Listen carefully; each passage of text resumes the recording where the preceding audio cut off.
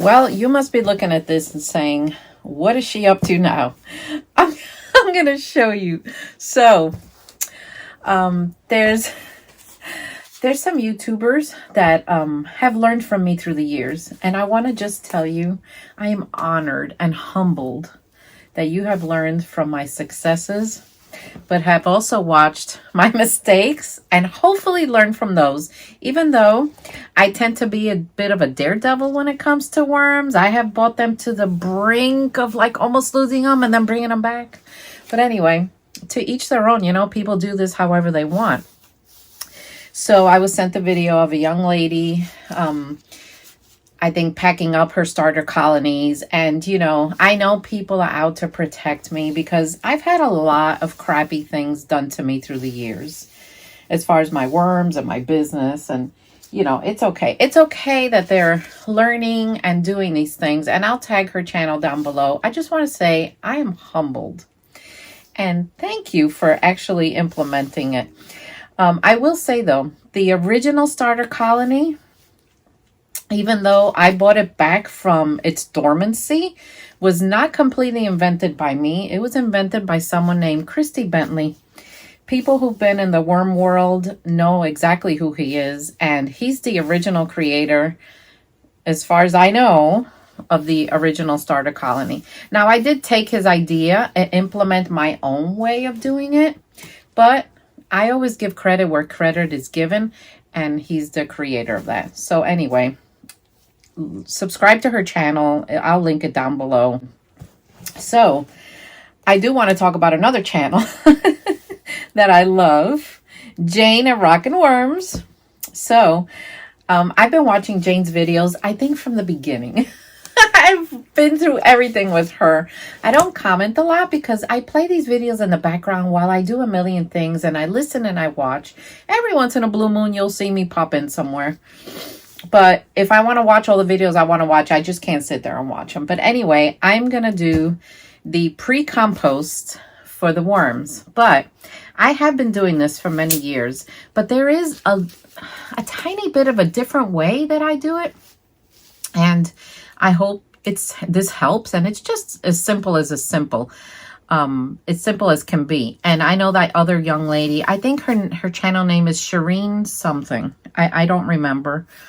I'll link it down below, as I said before. But Jane of Rockin' Worms. So basically, you do take shredded cardboard or newspaper. I have a blend of both here because I just happen to have it.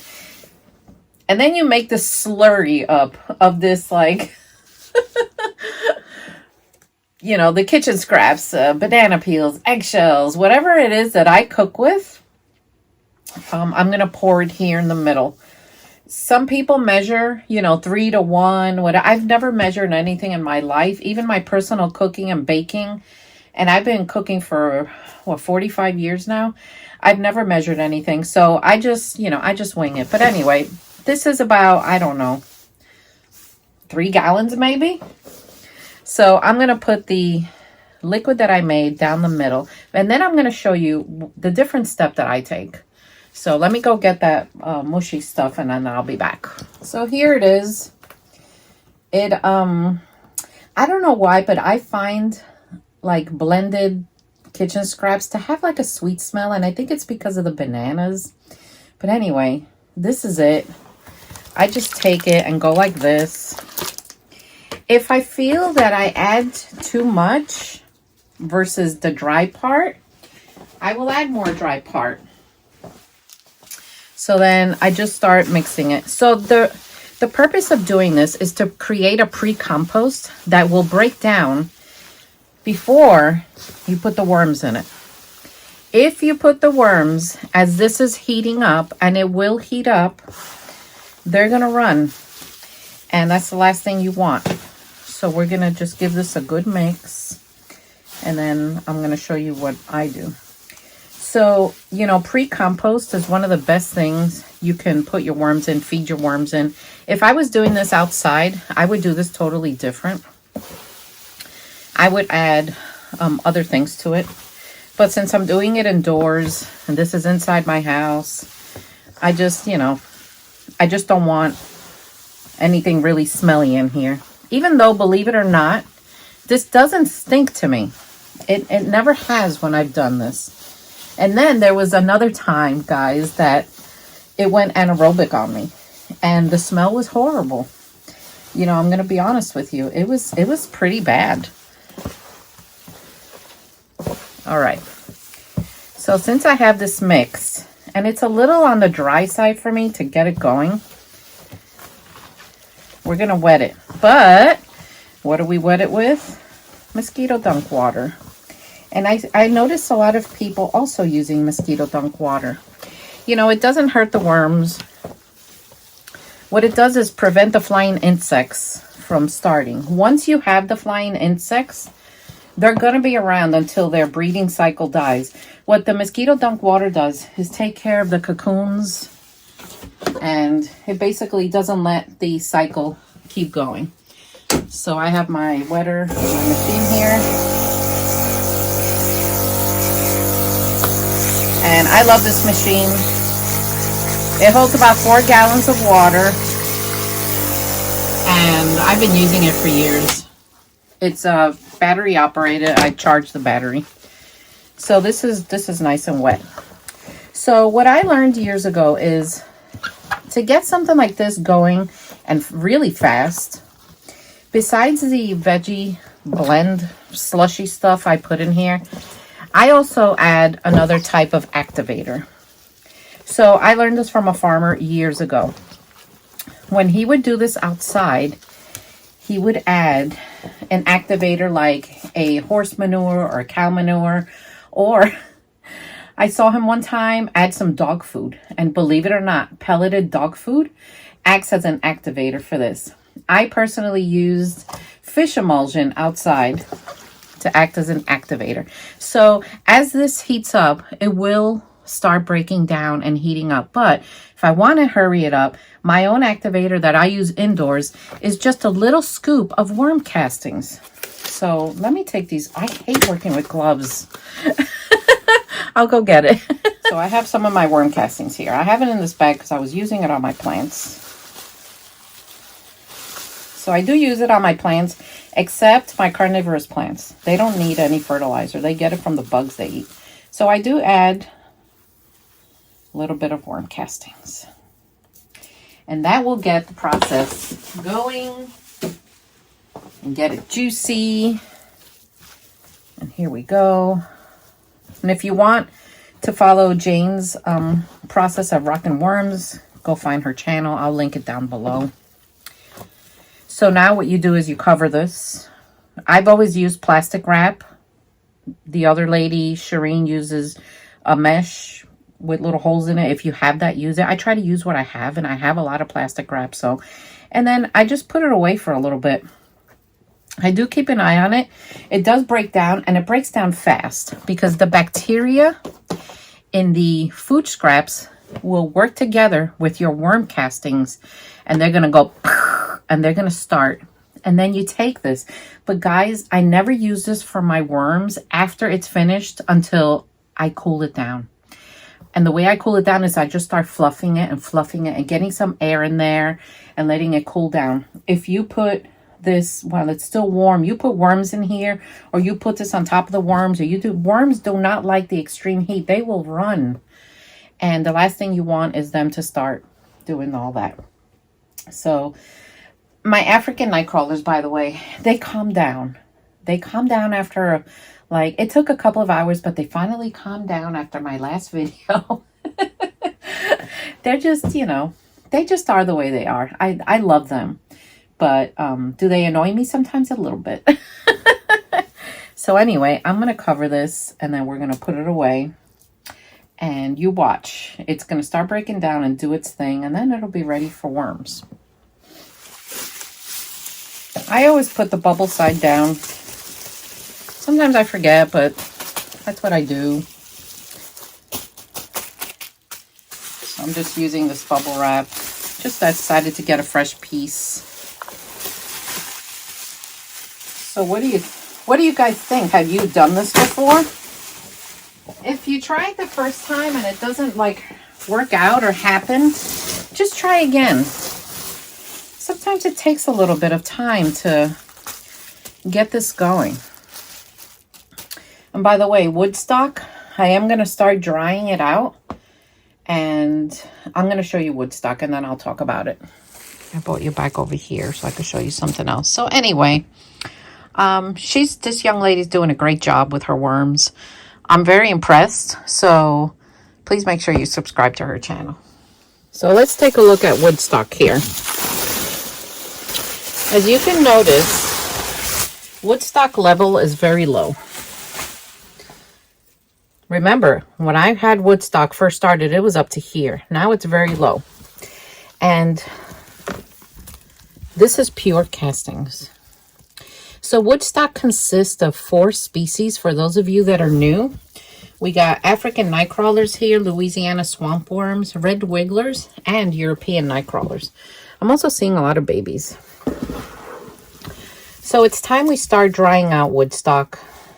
And once a year, I sell off all the worms in wood stock, or I sell off the bedding that they're in, which is the starter colony, the living compost. And I'm getting ready to do that.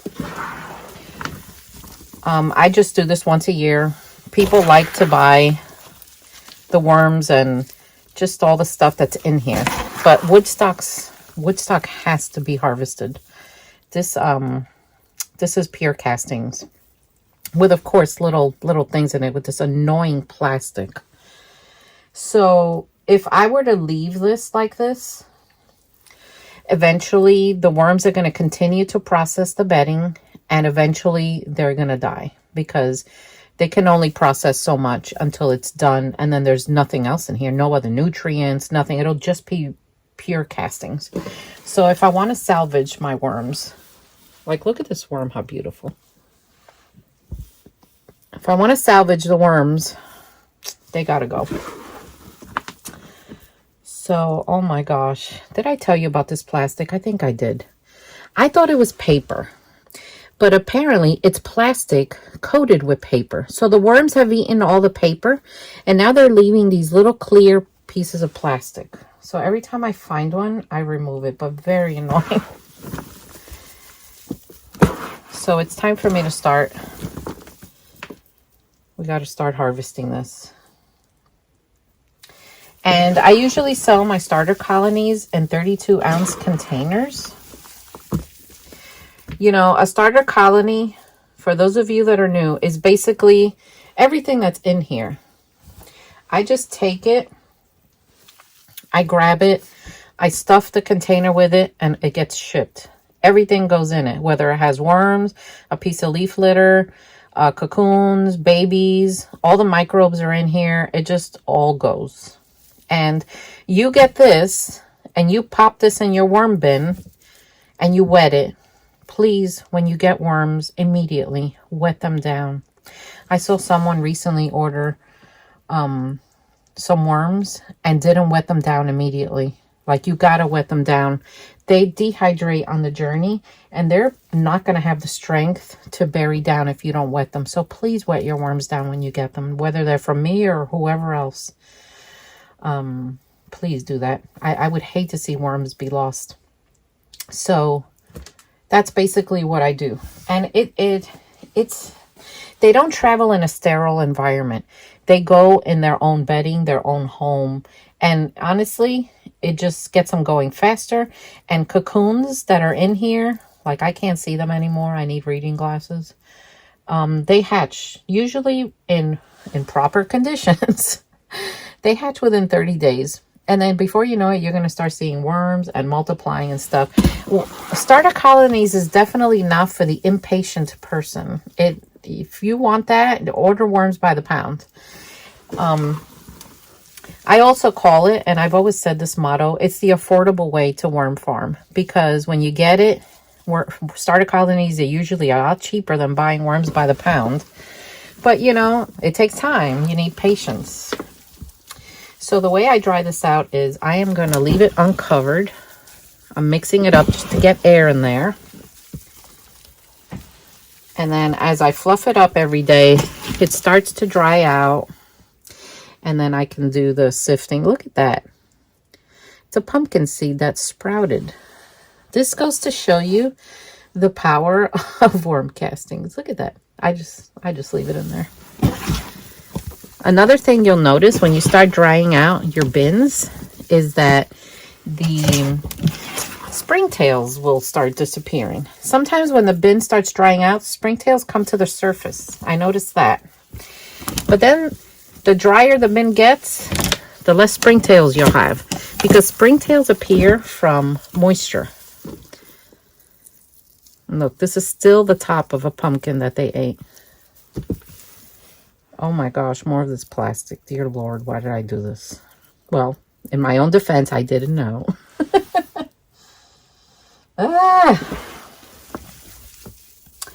So I'm just going to leave it like that. But anyway, I hope you learned something. Support each other. Support each other's channels. Support each other's worm farms. You know, do your best to help other people.